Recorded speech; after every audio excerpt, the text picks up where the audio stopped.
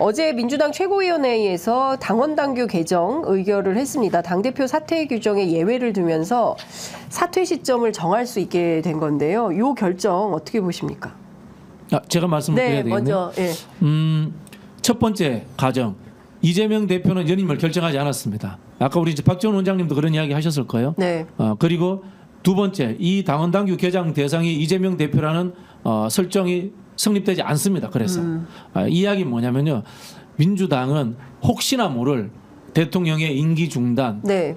탄핵, 네. 개헌 또는 여기에 반하여 이 집권층이 획책하고 있는 수많은 위협들에 대처하기 위해서 비상 상황이 됐을 때는 당시의 리더십이 견고하게 작동해서 그 전국을 헤쳐나갈 필요가 있다는 생각에서 저는 이런 유예 규정을 뒀다. 그리고 일상적인 정치 상황이 그대로 돌아간다면 이 유예 규정 비상 상황이 적용될 필요는 없다. 이렇게 해석하시면 됩니다. 네.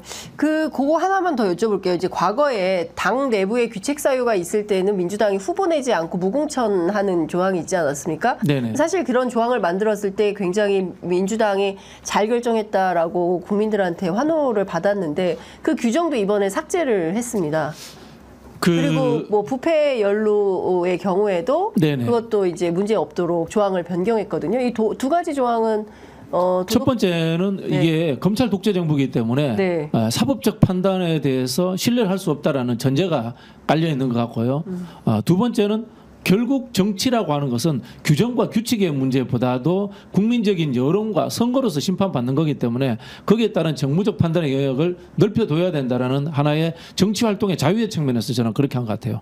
저는 동의합니다. 그 부분에 원래부터 반대했습니다. 저는 그런 규정들에 대해서. 네. 네. 어떻게 보십니까? 잘못됐죠. 이건 어떤 측면에서 잘못됐다고 보십니까? 우선 저는 그렇게 말씀하실 걸로 봤습니다. 그러니까 모든 걸 합리화시키는 독재 정권 하에서 독재 정권의 그러니까 피해자로서 우리는 정치 활동을 하기 위해서 그렇게 해야 된다. 그 과거에 박정희, 전두환 뭐 이런 정도 상황이면 이해하겠어요. 그리고 그때는 이런 규정도 없었어요.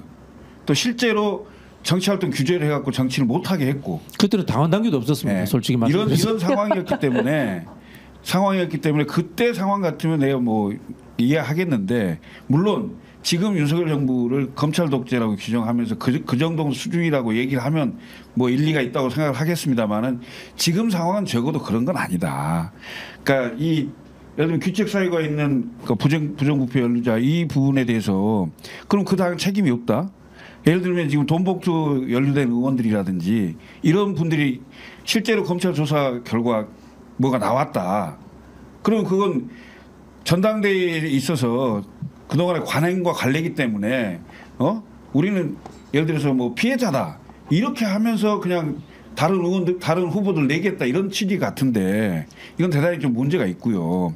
그다음에 연임 규정 같은 경우는 그러니까 특별한 사정의 경우를 지금 상정하고 이렇게 하는 거라고 보여지는데 뭐 누구를 위한 거라고 보지는 않습니다. 물론 대표가 누가 됐든 간에 격변기의 사정이 있어서 예를 들면 60일 이내에 뭐 선거를 하는 상황이 생길 수도 있는 거기 때문에 그걸 상정하는 것 같은데 그 그러니까 예견되는 상황이라기보다는 그 상황을 만들기 위해서 이 규정을 만든 게 아닌가 이런 생각도 들어요. 거꾸로 역으로. 그럼 좋죠.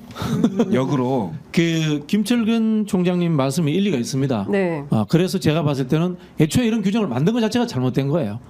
정치가 존재하는 이유가 규칙과 그다음에 상식의 차원에서 일을 해야 되는 거지 않습니까? 말씀하신 것처럼 부정부패가 심한 사람들을 그걸 뭐 규칙을 만들 필요가 뭐 있습니까? 상식에 의해서 공짜를 안 주면 되는 겁니다. 그게 상식입니다.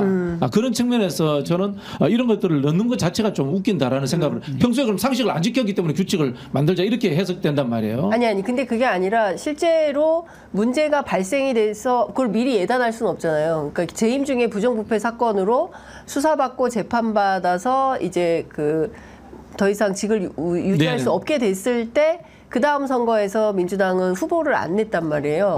그렇죠. 예. 근데 그게 그 자체 그거를 규정을 할 필요는 없다는 겁니다. 규정과 규칙을 할 필요는 없다는 겁니다. 상식과 그다음에 국민의 여론 그런 부분들로서 정치적 판단을 해야죠. 그거 판단 못할 정당이면 정당이 존재하면 안 되죠. 근데 사실상 지난번에 민주당이 다 어겼어요. 그걸 바꾸기도 했고 왜냐하면 오거돈 시장과 서울시장 선거 박원순 시장 보궐선거 때 다 후보 냈잖아요.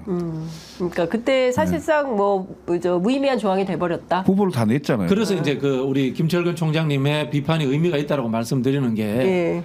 정치적 의미로 생각을 해보면은 분명히 지탄받아야 되는 측면이 있습니다만은 이 정치적 무게라는 것이 대선을 위해서 서울시장과 부산시장을 포기할 수는 없잖아요. 이게 같이 존재하지 않습니까? 그런 균형감이 있는 측면에서 보자면은 그런 조항이 없더라면 아예 욕을 먹어도 덜 먹겠지 않았는가라는 측면도 존재하는 거고요. 그리고 지금의 상황은 또 그때하고 다릅니다. 그때는 우리가 귀책 사유가 많았지만 지금은 아까 말씀드린 것처럼 검찰 독재 정부이기 때문에 그것이 남발될 수도 있고 조작될 수도 있고 이런 가능성이 있는 상황을 해서 이 규칙이라는 것 때문에 정치가 휘둘리고 정치가 작동하지 못하는 상황이 와서는 안 되거든요. 민주주의는 우리가 생각하는 규칙이라는 것보다 훨씬 상위의 철학적이고 인간의 본성적인 자율권에 해당되는 거기 때문에 저는 이걸 당의 규칙의 문제로 제한해서는 안 된다고 봅니다. 그렇다 손치대로 있었던 규칙이기 때문에 그것을 후퇴시키는 것은 민주당의 득이 안 돼요. 그 말씀 맞습니다. 인정합니다. 그래서 애초에 맞는 게 잘못이고 그 김영진 의원 비판은 어떻게 들으세요? 뭐 당내에서 그런 비판할 수도 있죠. 네. 비판할 수도 있는데 제 개인적으로 친한 의원이지만은 실력이 저보다 좀 떨어집니다. 크게 못 보시는 거예요. 의미 있는 지적이에요. 의미 있는 지적이고 충분히 그런 지적도 할 만합니다. 네. 그러나 크게 못 보시는 거예요. 그거 안 그래도 굉장히 똑똑한 친구예요. 나하고 대학 여기 저기 동기인데 친구 아니에요? 대학 동기라고요. 대학 동기. 총장님이 저보다 똑똑하다고 생각 안 하시죠?